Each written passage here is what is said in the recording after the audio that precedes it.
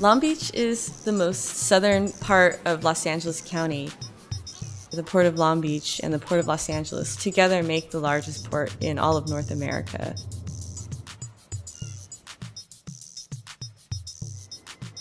Pretty much everything that's imported comes through there, especially from the east, so a lot of things from China. I encourage people to go out to see these ports and spend some time there, because when you realize how much material is being moved in and out every single day, it does make you think about what you're consuming as a human being.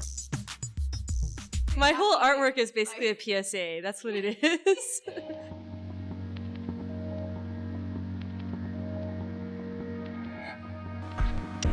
In January 2016, I had an exhibition at a gallery in Los Angeles called Very Small Fires. The port used to be inhabited by Native Americans, and the title of the show, Bay of Smokes, refers to that because when the white man came, they saw smoke signals that the Native Americans were making in the port, and so they would call it the Bay of Smokes. Now, of course, Bay of Smokes might mean something else because of the way industry has changed and transformed that area.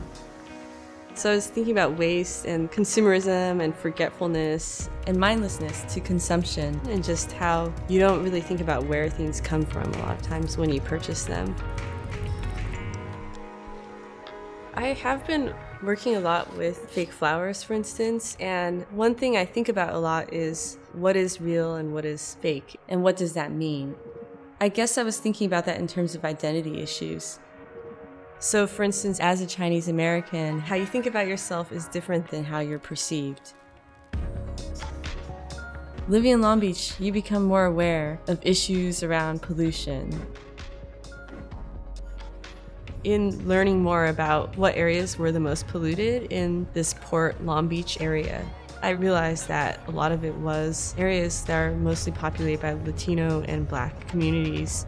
There's a professor at USC, Laura Polito, who writes a lot about that and has done extensive research. And she coined a term, environmental racism.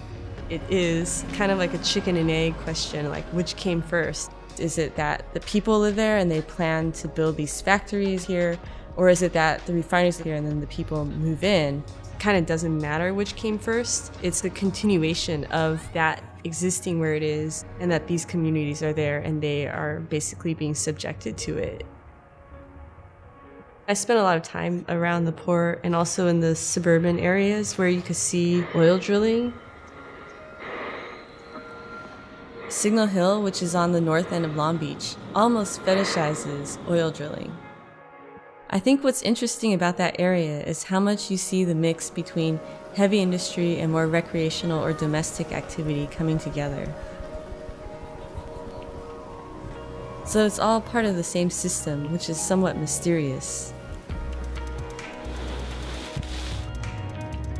A lot of my experience driving around the port was seeing so much that was unknown or not described. So it's really easy for your imagination to go wild. It somehow reminds me of that movie Safe.